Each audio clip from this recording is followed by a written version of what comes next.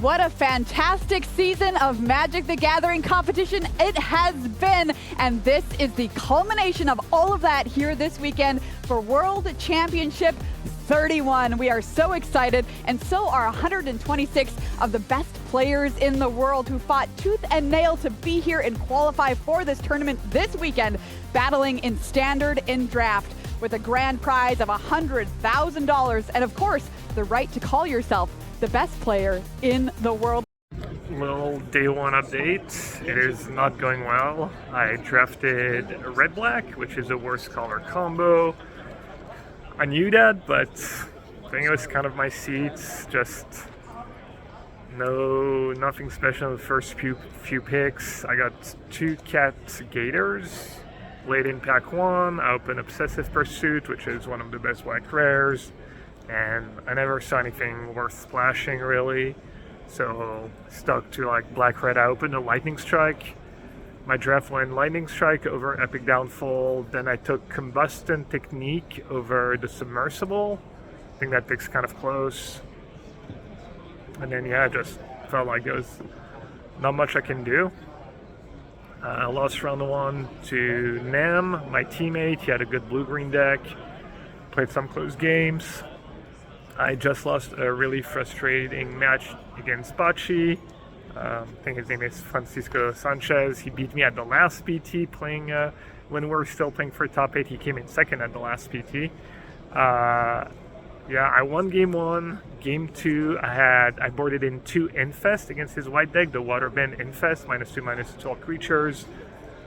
I kept a 1 Swamp, 2 Mountain Land. I had a Callous Inspector that I chumped with to just draw on turn 2.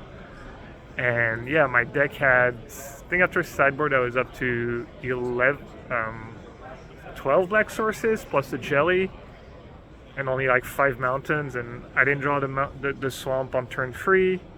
He played the turn 3 allies that gets bigger when you play an ally, so I kind of missed my window to like 2-for-1 him. I would have gotten his 2-drop, his 3-drop, and then my hand was just a bit of removal, good value. I think I would have won pretty easily. So that game was really frustrating. Game 3 was looking great again. I just curved into 5-6 menace, killed a token. I played Cat Gator, killed a creature, and then I just literally drew like 6 lands and 7 draw steps or something. I ended the game with 13 lands and 7 spells, I want to say. And in 6 games, I also just didn't draw my Obsessive Pursuit, so it's tough. I don't think I did anything horrible. I did misbuild my deck though, so I've been sideboarding a bit, so that's not great, but I'm not sure it would have mattered. Just kind of rough. Maybe I could have done things a bit better. Definitely could have done things a bit better, but it's just rough to just run that at Worlds. Like, done like 20 drafts or so, and this is probably one of the toughest seats I had. First time I draft red-black, literally in the format, I think, so yeah, tough, but trying to keep it together and just rally. Sam Pardee, underrated as one of the most skilled and experienced players on our team. He's our limited specialist, so he runs our booster draft boot camp every time, and his constructed chops are second to none as well. Seth Manfield, another one of the best players to ever play the game. What's really interesting about Seth is he has his own unique vision. So you'll be watching him play, and the people watching might have no idea what's going on in the game, but you can be guaranteed that Seth always has a vision, and he always knows how to make himself the winner when the dust settles. This deck does seem extremely well positioned again. Pew, pew, pew.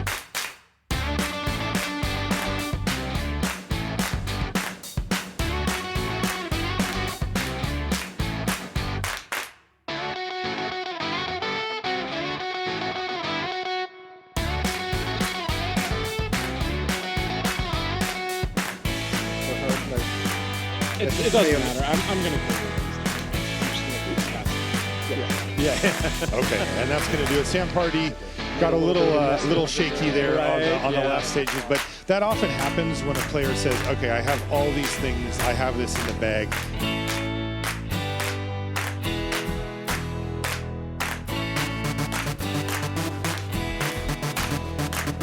one lone undefeated player still stands. That is none other than Derek Davis. Sam Pardee at 6-1 with a deck that he thinks is completely broken.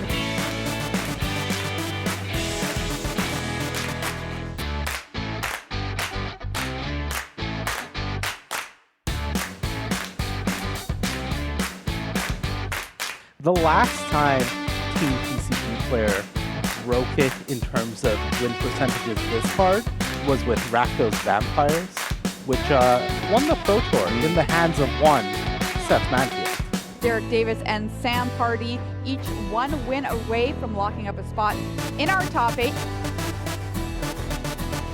Just love those moments. You know, maybe not the biggest reaction from Sam, but you know it's going to start to sink in after you step away, you hug your friend.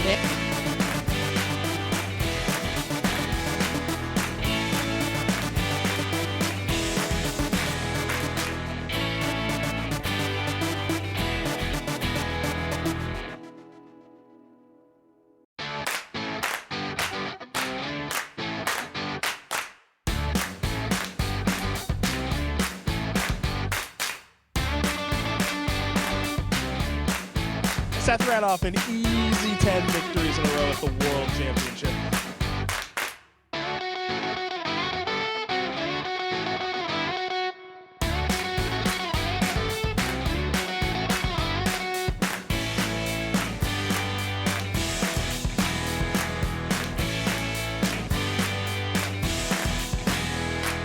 Sam Pardee! Yeah! Woo!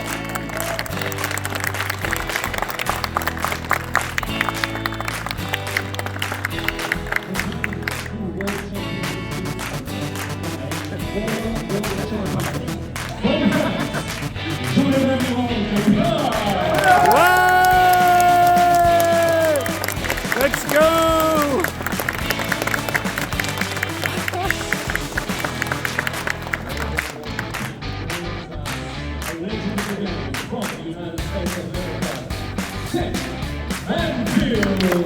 Woo!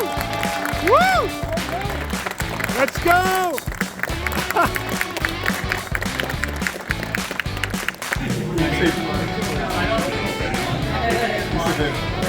I'm just filming, I'm not taking a picture. We had 162 players when the weekend started. Now we are down to just 8, playing in standard single elimination for a $100,000 first place prize and the title of Best Magic Player in the World. Does Ken have anything? I mean, his deck is so sorcery speed. First 2 games, easy mode. This one, very much not the case. Kira was 2-0. Sam Pardee fought back to make it 2-1. So let's see how the rest of this match plays out. That is going to do it. Akira Shibata picking up the win here against Sam Pardee, a formidable opponent.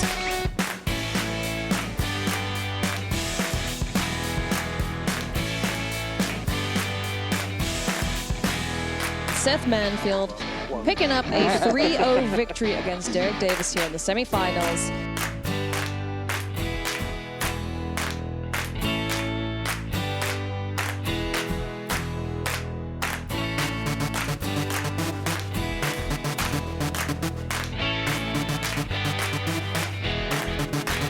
Kira, I think, is going to concede to that second copy of Accumulate Wisdom, and Seth Manfield wins game number 2.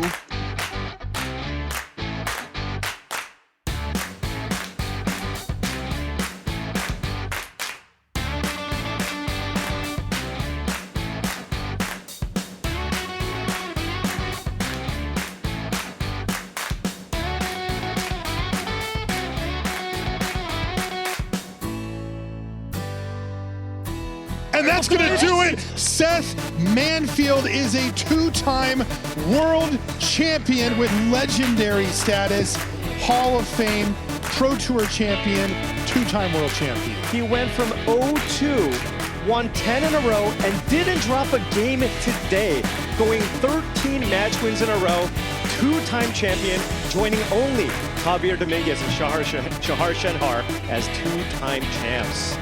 Back home back from Worlds, I landed to the news of Seth winning the whole thing, so that was really cool. It's basically the next best thing when you don't do well or you don't top 8 or win the tournament. Have one of your teammates do that. It was super sweet. When I left, the quarters were over, so I knew Sam had lost, and I knew Steph had won his quarters and was moving on. He didn't lose a game in the top 8. What a beast. We were talking actually before the tournament. We were talking about this and that, and I'm not sure how it came up, but I was telling him he's probably the player I'd least want to face in a pro tour in the tournament at Worlds, and that's kind of why, honestly. Guy just knows how to win. Just huge congrats to him. Good job our team, for coming up with the deck. Matt, Nass, Luna for the original idea. I was glad I could contribute and at least save us a little time tuning the list. And as far as my tournament goes, I started off terrible. I rallied on day 1, got all 4 wins in constructed. Got fairly fortunate, ran good matchups. I got a concession from Corey Burkhardt in round 5 when we were going to draw, which would have both knocked us out from the tournament. So that was just incredibly kind of him to do. And I'm glad, I guess I didn't totally waste it. I won the next 2, made day 2. You're kind of on top of the world when you start 0-3 and make it to day 2 of World. So that was cool. Went out to dinner with the team, got a good night's sleep. And I drafted a really, really strong red-green deck. It's funny, like Rakdos and Gruul were at the bottom of the list of the decks I wanted to draft, especially Rakdos. And I just had a great version of the deck. I had 4 Tiger Dillo. I had the Legend of Roku that I opened in the 3rd pack, which honestly carried me pretty hard and kind of made me reflect on my Rakdos deck. I didn't think it was that bad, honestly. I just drew the Legend of Roku like a champ. I think I drew it 4 out of my first 5 games, as opposed to, that obsessive pursuit from day 1 that I only drew in the very last game and way too late. So I had hopes of 3-0ing the draft, honestly. The deck was really strong. Unfortunately, I lost the second round to stalling on 3 lands in game 2 and flooding like crazy in game 3. So that was a little unfortunate, but got the first one, got the third one. And at this point, I had 4 losses. I was pretty sure I couldn't make top 8 even if I won all 4 and repeated day 1's standard performance. Because I think that last year there was 2 players who didn't make it on X4, and I was literally dead last in the tournament after day 1, Words Breakers. So I knew I was probably just playing for top 16, top 12 at best. I won the first 2 rounds of Constructed. I beat Ben Stark and I beat CFT Sock on the Teamer Otter deck. Ben Stark was playing his Brew, his black-green Ram Dragon deck. His list looked a little scary. He had a couple Urgent Necropsy in the main. We split the first couple games, and then I just drew well in the 3rd game, and that was a good win. And then came round 15. I actually got paired against the eventual finalist, Shibata, playing the Mirror. He actually came up on his own, was the Lessons deck as well, was Artist Talent Monument. And our match went almost to time. Game 1 was pretty long. I was pretty far behind, almost came back, but not quite. Game 2, a bit of the same. I thought I was going to lose, and I kind of crawled my way back into the game. I ended up killing him with 0 cards left in the deck. Was the Monument loss of life trigger. And then game 3, he was on the play. There was like 5 minutes left. He mulliganed to 5. And my opening hand was Grand Artist Talent Monument with 3 lands. Unfortunately, he had a Storm Chaser, Boomerang Basic, second Storm Chaser draw. He got me really low, and I think I made a really bad mistake on my last turn. Basically, he had 3 Otters tokens. I was at 9, and he had a card left in hand and an island untapped. So my options are to play Monument before or after attacks, basically. And I kind of tunnel vision, brain fog, call it whatever you want. We were low on time, and I just went, okay, if I cast Monument and he has a Spell Pierce or an Annul, his Otter, his one untapped Otter becomes a 2/2, and now I can't even attack with my Grain Gran. So I'm going to attack first, get my trigger in, and then cast the Monument. What I didn't realize at the time, which kind of obvious, I think, in hindsight, is that if his last card is Spell Pierce or Annul, well, at least he has no cards in hand. You know, he has the free Otters, but he has no cards. He's on free land, so he can't even, you know, activate the talent to get back a card and play it right away. So I'm not in that bad of a shape. And if he doesn't have the counter, I get to play Monument, I get to trigger it once, make a treasure, add a Storm Chaser's talent in hand, which I get to cast, I get to trigger the Artist's talent again, and now he needs a cantrip and a removal for my blocker, so he needs 2 spells to kill me, which is much harder. Long story short, I attacked, I played the Monument, and I was like, basically, oh well, if he has 2 spells, he has 2 spells. He untapped, drew, cast Wisdom, just for 1 card, played a 4th land, cast another Wisdom, and that was the 2 spells he needed for the 9 damage. So that was kind of, that one definitely sting. I think that was my biggest mistake of the tournament. I think I definitely missed sequence with the deck and didn't get punished for it earlier. But that one was just like, yeah, low on time, brain fog, tunnel visioning, and cost me round 15. Round 16, I got paired against another Japanese player. He was playing Reanimator, which at least at the time we thought was a tough matchup. His draw game 1 was really good. My draw was good as well, but if they have a good game 1 draw, it's hard to beat. After sideboard, I think things go much better for the lesson deck, but unfortunately I mulliganed to 5. Lost the match, and basically these last couple of rounds cost me around 10 grand, basically $5,000 per match. So the min payout was $4,000. I made $7,500, which is good, but obviously always stinks to lose these high 6 matches. Obviously, if you had told me I'd end up 8-6 after starting 0-3, you know, I might have signed the slip, but always disappointing to lose the last round or 2, and felt a bit like a repeat from Worlds 2 years ago, where I was doing really good after day 1, and then I kind of just crashed on day 2, lost a couple last round. I think I made a really bad mistake in the last round as well to cost myself, you know, whatever it was at the time, 5 grand maybe. So kind of mixed emotions as far as my tournament goes, but I had a great time. The testing house was fun. 2 teammates in the top 8. Seth wins the whole thing.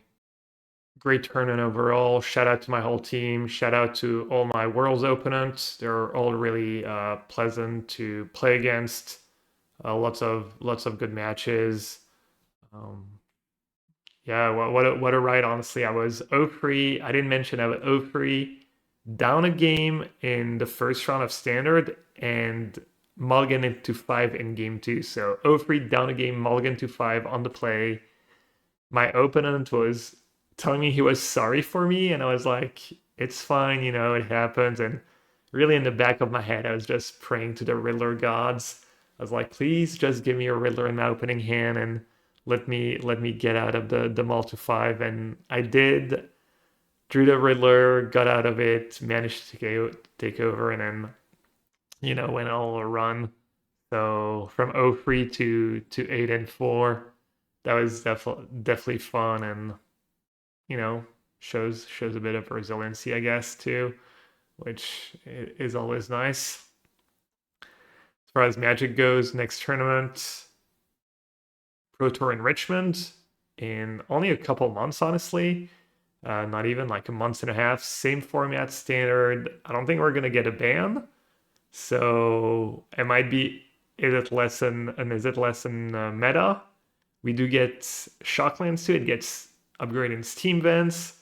I see other decks gonna get upgrades, new cards, and a few cards. Honestly, even if the set doesn't look like the most powerful, I'm not sure. I haven't really looked at the spoilers yet, but you know, all it takes is, you know, 1 or 2 really good cards to prop up a deck or shift the meta. But the Lessons deck is just so well rounded, so resilient. We know how good these blue-red decks, these blue-red shells have been, and the Lesson decks not any different. So I guess we'll see. As always, if you made it this far, thank you so much for watching, and I'll make sure I keep these vlogs and recaps, Pro Tour recaps, Worlds recap, tournament recap coming. Take care, everyone.